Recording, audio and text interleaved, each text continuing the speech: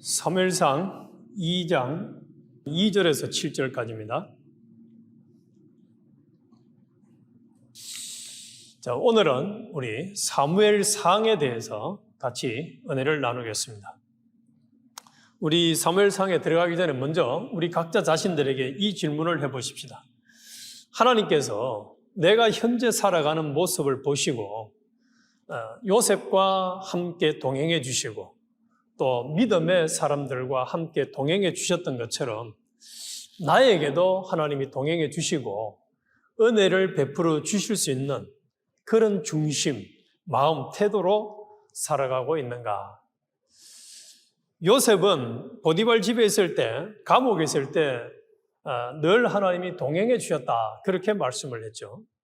또 우리가 잘 알고 있는 그 다니엘이 사자굴에 갔을 때도 우리 주님이 거기에 찾아서 동행해 주셨고, 다니엘의 세 친구도 그 용광로 속에 들어갔는데 거기도 주님이 찾아가서 동행해 주셨습니다. 그래서 우리 주님은 옛날이나 지금이나 자신의 마음에 합한 사람들과는 함께 동행을 해 주시는 분입니다.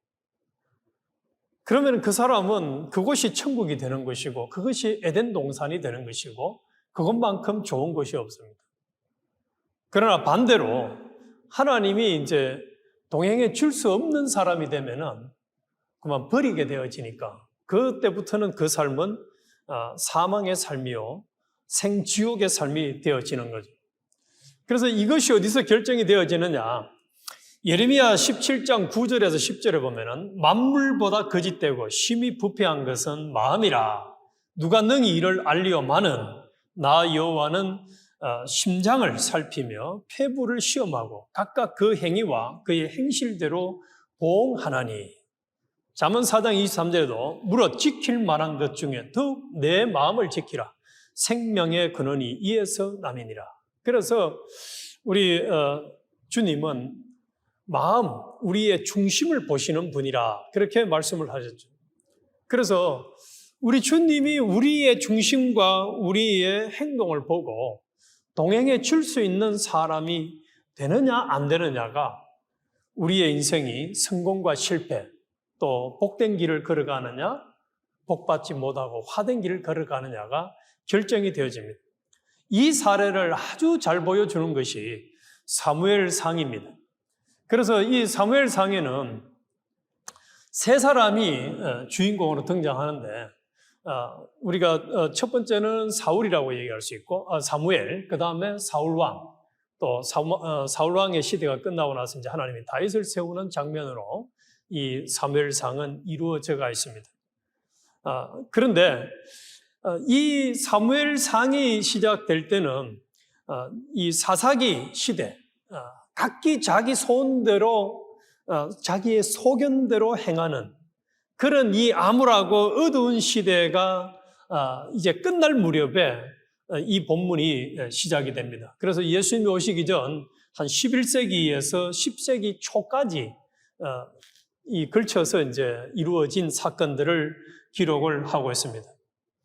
그리고 이 사무엘이라는 이 성경의 책 이름은 주로 이제 이 사무엘이 한 큰 역할이 많기 때문에 사무엘서로 기록을 하고 있고, 우리는 사무엘상, 사무엘하 두 개로 나누어져 있는데 본래는 이게 두 개가 하나랍니다. 하나인데 이제 너무 기니까 이걸 기록하기에 편리하기 위해서 이제 둘로 나눴는데, 어쨌든지 저자는 누군지 모르지만은 중요한 것은 이 사무엘을 통해서 하나님이 이제 하나님 나라를 확장해가고 이루어가는 그 내용을 기록을 하고 있습니다. 그런데 주 핵심 인물은 이제 사무엘, 사울, 또 다윗 이렇게 할 수 있지만은 우리가 잘 알고 있는 1장과 2장에서 이 사무엘을 낳게 되어지는 사무엘의 어머니 이야기가 아주 중요하게 등장을 하죠. 그래서 모세의 이야기에서는 모세의 어머니가 나오듯이 이 사무엘 이야기에서도 사무엘의 어머니 한나 이야기가 나옴으로써 이 사무엘이 아주 중요한 인물임을 기록을 해주고 있습니다. 그래서 아주 혼란의 시기에 또 이 한나라는 여인은 아이를 가질 수가 없어서 매우 슬퍼하고 힘들어했는데 하나님의 은혜로 사무엘이라는 아들을 갖게 된 내용이 나오고 그 아들을 얻은 이후에 방금 우리가 2장 읽었던 1절에서 요 뒤로 쭉 내려가면은 이제 자신이 겪은 하나님에 대한 이야기를 아주 길게 시로 고백을 하고 있습니다. 그래서 이 시의 핵심이 뭐냐? 하나님이 어떻게 교만한 자를 낮추시고 겸손한 자를 높이시는지, 또 어떤 비극과 인간의 악에도 불구하고 역사 속에서 하나님은 자신의 목적을 이루어 가시는지, 언젠가는 자신의 백성을 위해 기름 부음 받은 왕을 세우실 일에 대해서 이 한나가 노래를 하고 있습니다. 우리 계속 이 사무엘서를 생각할 때마다 우리 머릿속에는 단어로 정의한다면은 두 단어를 기억을 할 필요가 있습니다. 사람은 세 사람, 사무엘, 사울, 다윗인데 여기에서 핵심 용어 중에 하나가 겸손한 사람이냐, 교만한 사람이냐, 이것을 계속 다룹니다. 그런데 요즘은 이 겸손한 사람보다는 교만한 사람이 너무 많은 것 같아요. 우리 주변에는 심지어는 우리도 그렇게 살아가고 있는 사람들 중에 한 사람이 아닐까 돌아보겠는데, 겸손과 교만의 차이가 뭐겠습니까? 자기를 부인하고 하나님의 명령에 순종만 하느냐, 하나님의 명령을 무시하고, 우리가 아까 읽었던 15장 22절에 나단 선지자를 통해서 이 사무엘이 나단이고 사무엘이 사울 왕에게 한 말이 그거 아닙니까? 하나님은 순종을 좋아하지 제사 좋아 안 한다. 거역하는 것을 하나님이 너무너무 우상 숭배와 같이 여긴다는 것을 우리가 봤습니다. 하나님은 이 사무엘서를 통해서 길게 1장부터 31장이라고 하는 긴 성경을 통해서 주요 등장인물은 세 사람을 등장을 시키는데 이 가운데서 중요하게 다루는 것이 겸손과 교만이라는 주제라는 사실입니다.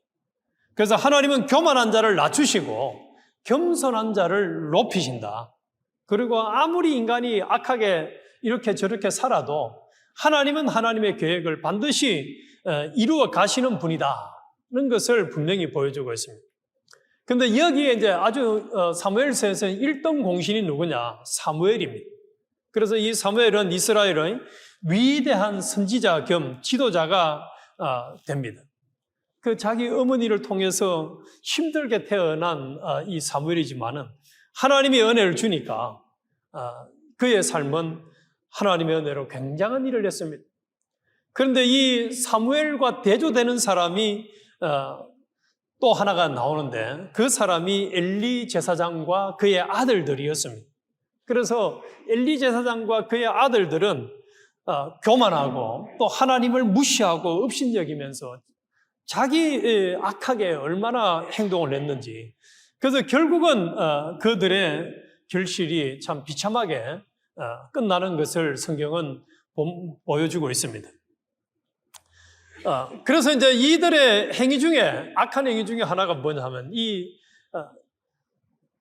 엘리 제사장과 그의 아들들은 블레셋과의 전쟁을 할 때에 전쟁의 성공과 실패는 인간의 군사력이나 무기에 달린 것이 아니거든. 무기에 달린 것이 아니에요. 이거는 참 이 사실을 믿고 인정하기는 쉽지 않은 것 같아요.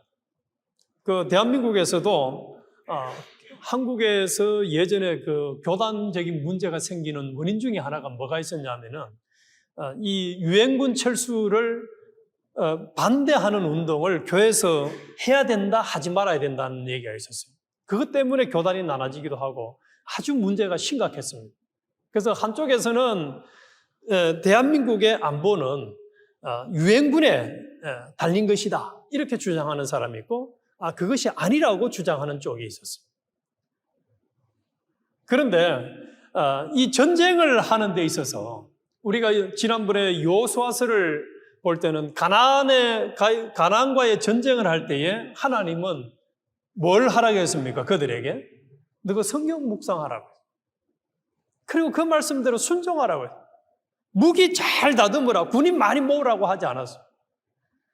그런데 오늘 우리가 이 주제로 삼고 있는 사무엘상 4장에 보면은 이 장로들이 블레셋과의 전쟁을 할 때에 우리가 어떻게 해야지 저 전쟁을 이기느냐, 그들이 고안해낸 게 하나님의 언약궤를 가지고 앞서가면 전쟁을 이길 것이다, 그렇게 주장을 했습니다.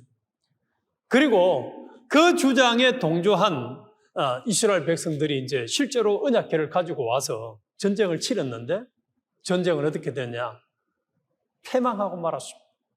그리고 언약궤를 빼앗겨 버렸습니다. 그래서 이 블레셋 사람들이 자기들이 섬기는 다곤신 앞에다가 언약궤를 갖다 놨다. 참 이게 우리 현실 만나면은 이게 쉽지 않는 얘기입니다, 사실. 내 앞에 있는 어려운 문제를 극복하는데 언약궤를 갖다 놓으면 이길 것이다, 이게 얼마나 신앙적인 것처럼 보입니까? 아주 믿음이 있는 것처럼 보이는데 하나님은 그것을 너무너무 싫어하세요. 그래서 그 언약궤를 갖다 놓는 바람에 무슨 일이 생겼느냐? 이스라엘은 전쟁에서 패전을 하고 다곤 신상은 목이 부러져서 그만 자빠져 죽고, 또 엘리 제사장도 목이 부러져서 죽습니다. 그리고 그 며느리가 아들을 낳았는데 그 아들의 이름을 이가봇이라고 지어요. 그 이가봇의 뜻이 뭐냐? 영광이 떠났다라는 말이에요. 영광이 떠났다. 그래서 우리 하나님은 그래서 이제 이 엘리 제사장만 그렇게 또 비참한 결과가 왔느냐? 아니에요. 블레셋에서는 하나님이 이 전염병을 줘가지고 많은 사람이 죽게 되어집니다. 그러니까 아이고 우리가 저 언약궤 갖다 놨다가 오히려 더 큰일 났네 하고 다시 돌려주는 일이 벌어집니다. 그래서 이 이야기의 핵심은 뭐냐? 하나님은 이스라엘의 전리품이 아니라는 거예요. 그리고 블레셋뿐 아니라 자기 백성의 교만도 낮추신다는 거예요. 이스라엘이 하나님의 언약의 복을 경험하고 싶으면 늘 겸손히 순종해야 되지, 인간들의 생각을 가지고 하나님을 이용하거나 마치 하나님을 도우미처럼 사용하려고 하면은 안 된다는 거예요. 그리고 이제 사울의 이야기가 8장부터 나오는데 이 하나님의 직접적인 다스림을 거부하는 이스라엘 그들의 모습에 가장 그 앞장선 사람이 사울왕이에요. 사울왕.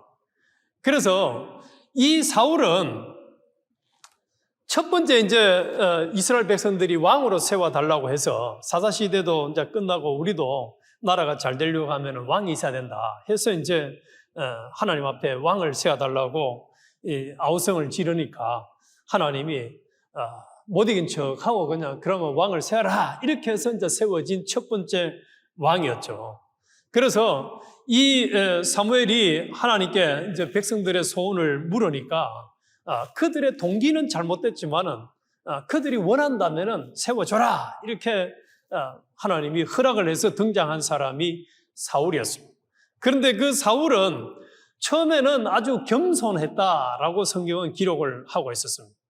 그런데 나중에 이 겸손했던 사울 왕이 어느 시점부터 교만해지고 또 정직하지 못하고 깨끗하지 못해서 계속 자기 이제 교만하게 행동을 하고, 사람이 교만하게 행동하다 보니까 이제 실수, 잘못을 저지르잖아요. 그런데 잘못을 저지르면은 그 잘못에 대해서 인정을 해야 되는데 인정을 안 하고 계속 교만하게 행동을 하니까 하나님께서 결국은 사울을 버리게 되어집니다.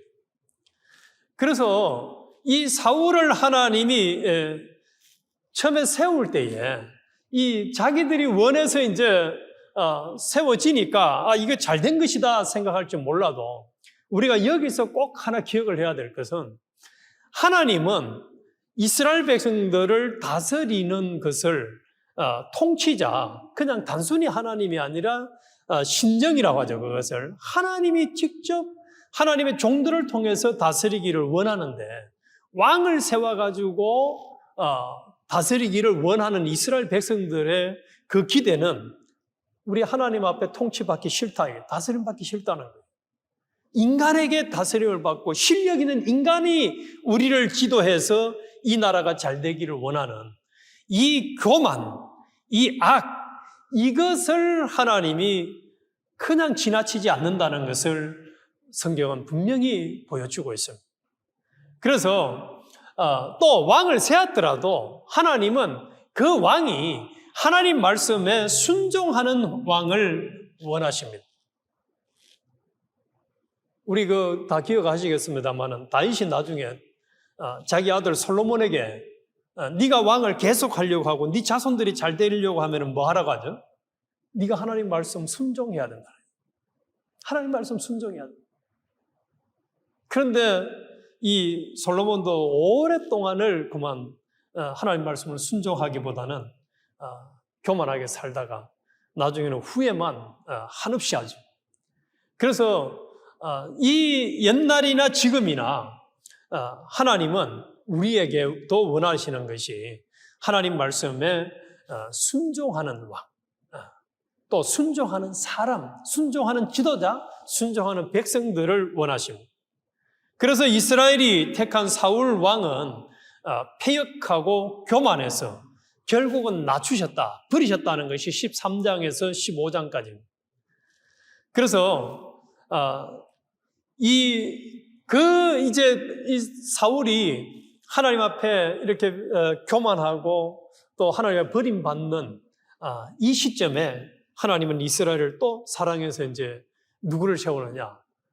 해결책으로 다윗을 세우는 장면이 나옵니다. 그래서 그 다윗을 세우는 과정에서 골리앗과의 전쟁 이야기가 등장을 하죠. 그래서 이 다윗은 그들의 그 집안이나 그런 상황을 보고 하나님이 다윗을 왕으로 세운 것이 아닙니다. 순전하고 겸손한 믿음을 보고 택했다는 것을 알 수가 있습니다. 그래서 요 사울과 다윗은 대조가 되는 거죠. 사울은 교만한 왕, 다윗은 겸손한 왕. 그리고 사울은 점점 교만으로 한마디로 그냥 미쳐가고 있는 권세에 취한 사람이라면은 다윗은 철저하게 하나님을 의지해서 하나님의 말씀에 순종하는 길을 걸어가게 되어집니다. 그리고 나중에 이제 자기가 보니까 인정할 만하고 인격이 되어서 자기 딸까지도 이 다윗에게 주었다가 나중에는 뭐 하러 다닙니까? 긴 장을 통해서 이 사울이 다윗을 죽이려고 쫓아다니는 장면이 나옵니다. 야, 이거 참 기가 차요. 기가 참. 그런데 이런 장면들은 오늘날도 우리 주변에서 수도 없이 많이 일어나고 있습니다. 그런데 이런 싸움에서도 또 이런 그 사울이 다윗을 죽이려고 쫓아다니는 그런 일들이 벌어지고 있는 상황에서 다윗에게는 절호의 기회가 두 번이 옵니다. 사울을 죽일 수 있는 기회가 와요. 그런데 그때 다윗은 사울을 죽이지 않았습니다. 사울의 악에도 불구하고 하나님이 자기 백성을 위해서 왕을 세워주실 것이고 또 그 하나님이 이 사울을 처리해 줄 것을 믿는 믿음을 가지고 끝까지 이 다윗은 자신이 문제를 해결하지 않습니다. 그래서 제가 한번 성경을 찾아보니까 이제 요약을 대충 한번 정리를 해보면은 이 9장부터 11장까지는 이 사울이 겸손하고 아주 그냥 하나님께서 이제 함께 해주니까 이제 높여줬다가 나중에 13장부터 15장까지는 이제 교만해지고 그 길이 이제 하나님이 떠나버리니까 그 결과가 너무너무 비참해집니다. 자, 사람이 교만해지면은 18장에서 31장까지 나오는 것처럼 시기, 질투, 분노. 그런데 자, 한번 우리 생각해 봅시다, 여기서. 지금 사울이 다윗이 전쟁을 승리한 이야기를 들으니까 자기보다도 더 실력 있고 탁월한 사람이 대를 이어서 이스라엘을 구원할 걸 생각하면은 하나님 앞에 감사를 해야 됩니까? 원망 불평을 해야 됩니까? 오히려 감사를 해야 되잖아요. 야, 내가 할 수 없는 일을 지금 다윗이 할 수 있겠구나. 그런데 자기보다 더 좋아하고 또 더 잘 나가는 것을 보고 시기, 질투, 분노를 내. 그런데 그것은 자기를 위해서 내가 다윗을 죽여야 된다, 없애야 된다고 생각을 하는데 그 교만하고 악한 것이 결국은 자신을 내리막길로 치닫게 하는 비참한 비극의 결과가 된다는 사실입니다. 우리가 이게 참 쉽지 않습니다. 우리가 앞으로 평생을 살아가면서 참 다양한 환경들을 만날 텐데 그때에 우리는 성경대로 이 사울처럼 이런 그 교만한 사람이 되어서 그만 양심이 어두워지는 이런 비참한 사람이 되면은 안 된다는 거예요. 그래서 결국은 패배를 하고 마는데 이 사울에게 쫓겨다니면서 또 나중에 이제 하나님이 구원해 주신 것을 고백하는 시편이 이 시편 18편에 나오는데 제가 이 시를 읽고 묵상을 하면서 참 우리한테 주는 교훈이 크다. 나의 힘이 되신 여호와여, 내가 주를 사랑하나이다. 여호와는 나의 반석이시요 나의 요새시요 나를 건지시는 자시요 나의 하나님이시요 나의 피할 바위시요 나의 방패시요 나의 구원의 뿌리시요 나의 산성이시로다. 내가 찬송받으실 여호와께 아뢰리니 내 원수들에게서 구원을 얻으리로다. 사망의 줄이 나를 얽고 불의의 창수가 나를 두렵게 하였으며 음부의 줄이 나를 두르고 사망의 올무가 내게 이르렀도다. 내가 환난에서 여호와께 아뢰며 나의 하나님께 부르짖었더니 저가 그 전에서 내 소리를 들으시며 그 앞에서 나의 부르짖음이 그의 귀에 들렸도다. 또 57편, 시편 57편 1절에 보면 하나님이여 나를 긍휼히 여기시고 나를 긍휼히 여기소서. 내 영혼이 죽게 피하되 주의 날개 그늘 아래서 이 재앙이 지나가기까지 피하리이다. 내가 지극히 높으신 하나님께 부르짖으며 곧 나를 위하여 모든 것을 이루시는 하나님께로다. 나를 위하여 모든 것을 이루시는 하나님께로다. 제가 하늘에서 보내사 나를 삼키려는 자의 비방에서 나를 구원하실지라. 비방에서 나를 구원하실지라. 하나님이 그 인자와 진리를 보내시리로다.